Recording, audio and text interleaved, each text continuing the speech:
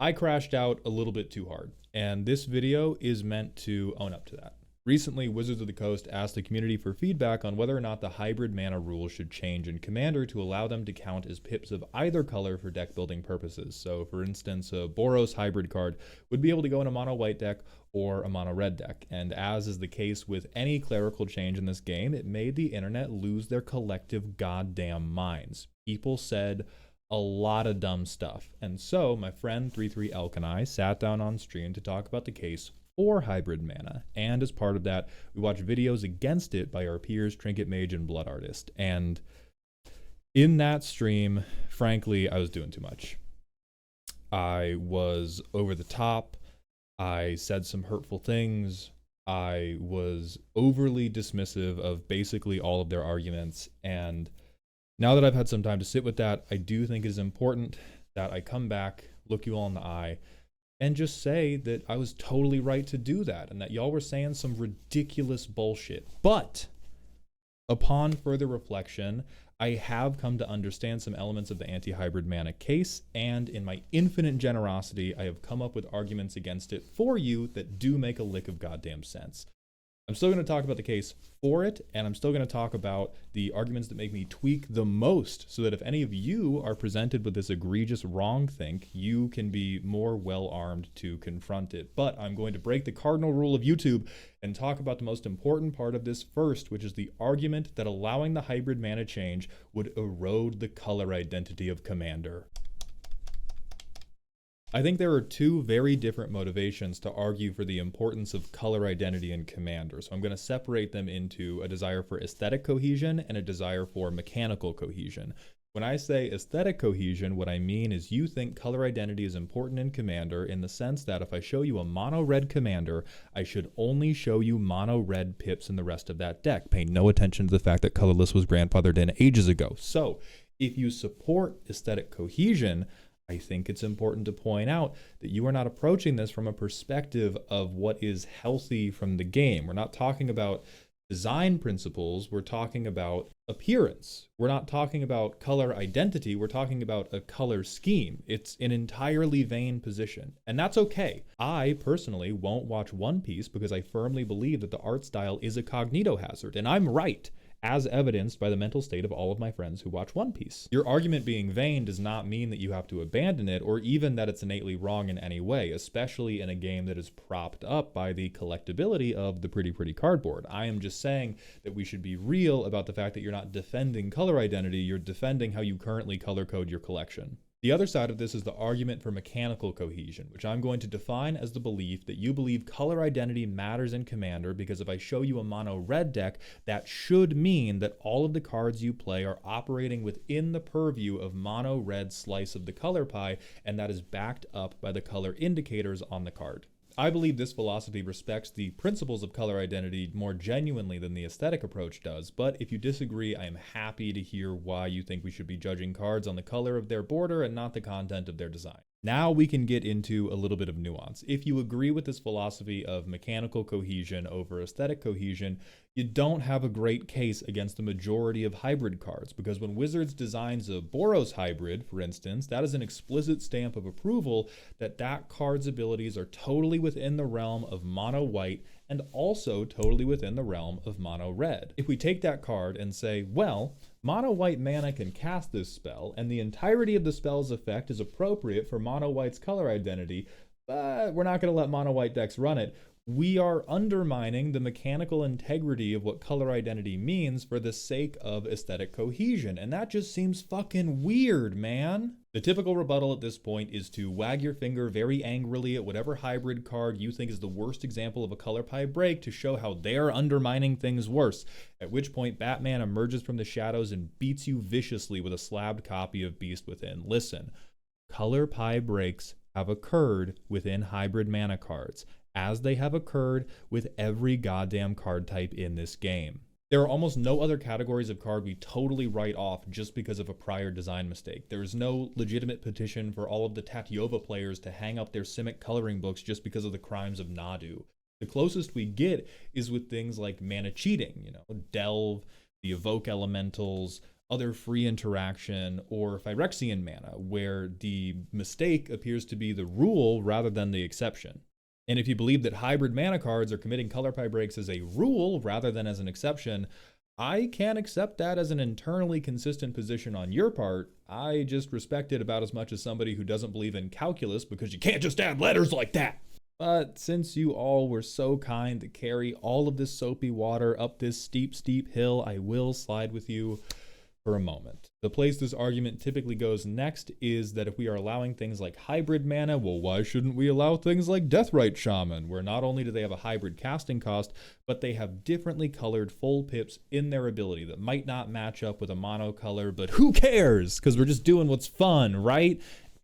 I think this is adequately covered by the philosophy that your deck's capabilities should be constrained by your commander's color identity. This creates a naturally arising argument for why a card like Double Cleave would be okay in a mono white or a mono red deck, but a card like Deathrite Shaman would not be okay in a mono green deck. The fullness of Double Cleave's capabilities are appropriate for mono white or for mono red.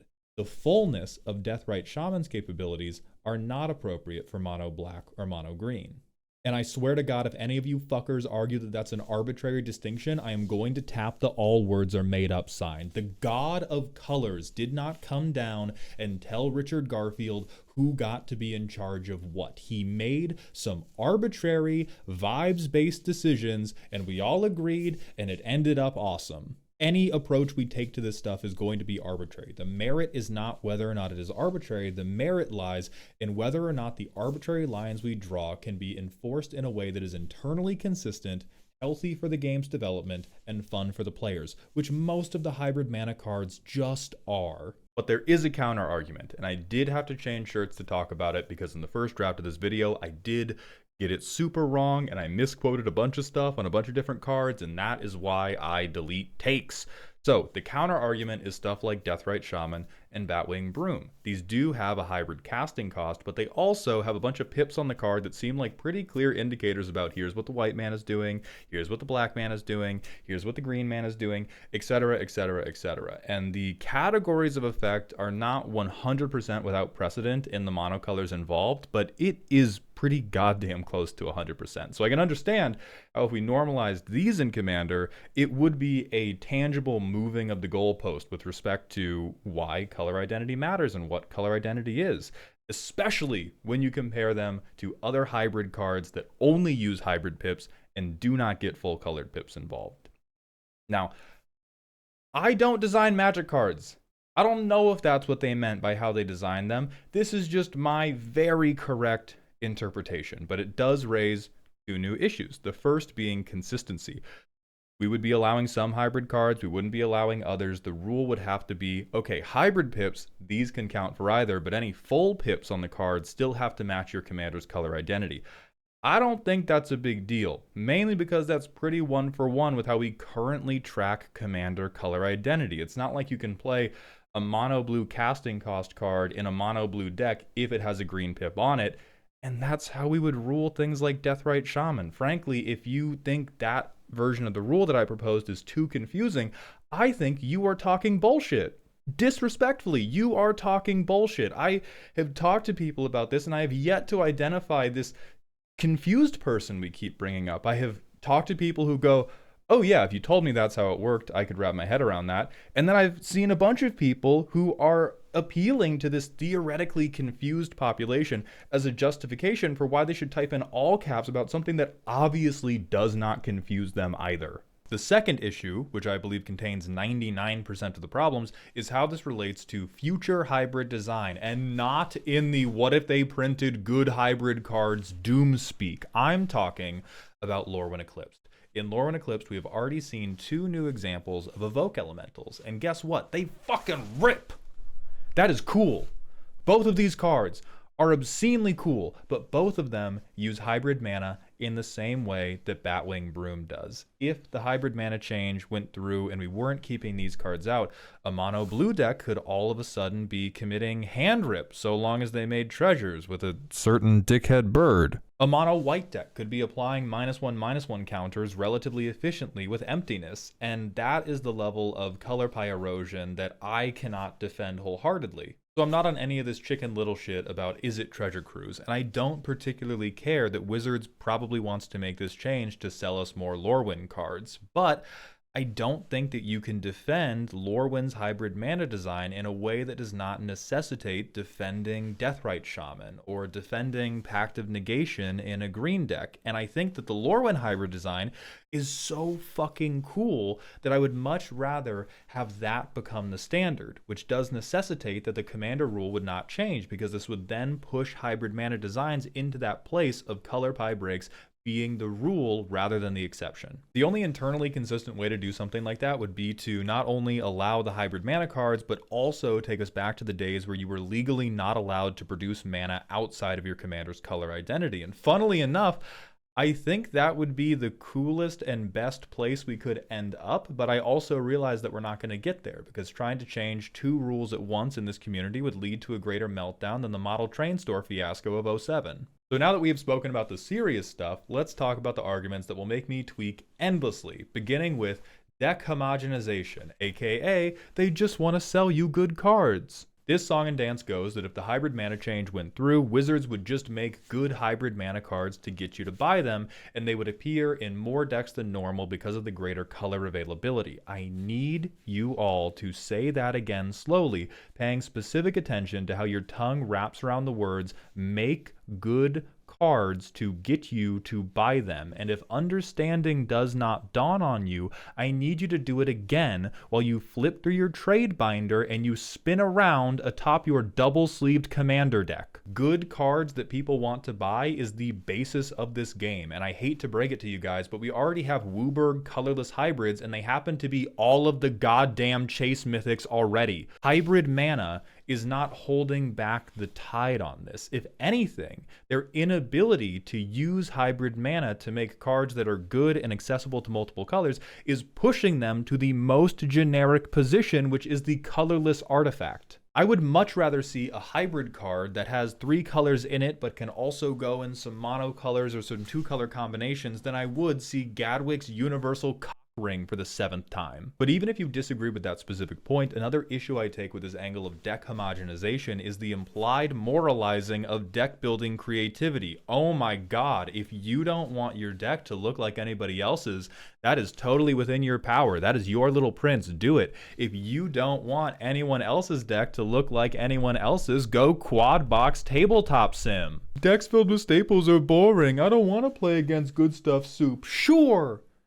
That's a valid preference, and yet if I go to the Ur-Dragon player and tell them they are an unimaginative piece of shit, it does not wipe the joy from their eyes as they look at me and go, yeah, the universe is just full of paradoxes like that. I am one of the most conceited and selfish people I know, and even I cannot wrap my brain around trying to mandate how creatively you finger paint. People who want to play with generically good cards should be able to. It's called mid-range, and the fact that they are not engaging with the game as cerebrally as your 5-step tutor chain does not mean that they need to be handed a Manic Pixie Dream deck at gunpoint. So if hybrid mana was allowed, yes, we would get some pushed generic hybrid mana staples. My point is not that those cards are desirable in a vacuum. My point is that we are getting those highly genericized push staples anyway, and hybrid mana could be a tool that allows for greater diversity in how those staples are designed, which I think is a meaningful positive for the people who like good and generic cards, and is a totally lateral move for people who don't, because we're ignoring them anyway. Speaking of things I'm going to be ignoring, the argument that this will kill 2-color cards. This was Trinket Mage's thumbnail, and frankly, it's very if they put wheels on your grandma, she'd be a bike. Yes, if the hybrid mana change goes through, we're probably going to see more hybrid mana cards get designed, but the idea that they're all going to become hybrid 2-color slop that does not respect the color pie at all is not actually an issue with hybrid mana. It is a complete lack of faith in the design team to not be batshit crazy. To quote Elk, they could print mono white Dovin's Veto tomorrow if they wanted to be maniacs about it. This design tool is a tool. It is not inherently more or less trustworthy than any of the others, and every example I have been presented with of, yeah, well, what if they printed hybrid this, has been pure fucking rage bait. So while we're on the topic, let's move on to the idea that hybrid mana means two-brid mana means Phyrexian mana. This is the one that pisses me off the most because I know in my soul all of you knew this was wrong the moment you said it, but now I have to wipe your ass for you because it's dismissive if all I do is talk about the smell. So for one moment,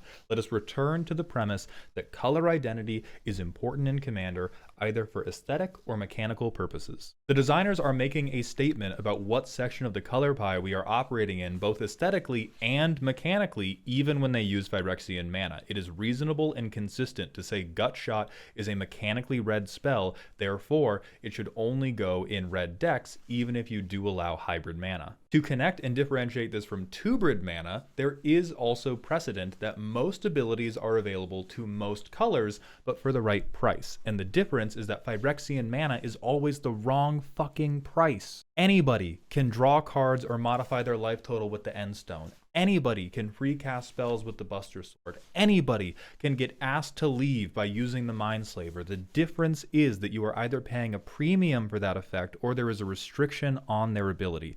Two-brid mana respects this principle. The generic cost is twice as expensive as the specific cost. Phyrexian mana turns this relationship on its head. You are not only gaining flexibility in color, you are also gaining efficiency in casting cost. The problem with letting everybody use Dismember is not that green gets an effect that gives -5/-5, it's that they get it for 1 mana instead of paying out the ass for it like they would have to if they used Contagion Engine. It's not respecting the core principle that generic mana can do most of what colored mana can do as long as you aren't doing it as efficiently, and that by itself is a good enough reason to say you don't get to come in while the hybrid cards do. It is such a preposterous argument that bringing it up is a sign to me that you have not considered why color identity is actually important in Commander and you're just arguing against the change for its own sake. So now that I have had my time to be bitchy at length again, let me reiterate a few important things. Number one, I'm not right. I do not think that this is Wizards' position on hybrid mana. I do not think that it needs to be Wizards' position on hybrid mana. I am merely presenting a philosophy that I find to be internally consistent and respectful of why color identity should be important in Commander in a way that allows us to use the very cool hybrid mana cards while mandating that we don't use all of them. I think that there is a genuine vanity argument for why we shouldn't be bringing the hybrid cards in to begin with, and I may not agree with it, but I do respect the validity of it. I also think that there are genuine concerns about how future hybrid mana designs would impact the format if this rules change went through, but I think that every example I have seen over the past week and a half has been rage bait. It has been a different argument masquerading as something to do with hybrid mana, and I don't like that. Overall, I just want our discussions about this to play the ball that's actually on the field instead of trying to kill the specter of bad faith with the sword of whataboutism. So if you liked this video, if you agreed with this philosophy or you disagreed with this philosophy, please let me know in the comments below. Thank you all. Have a good night.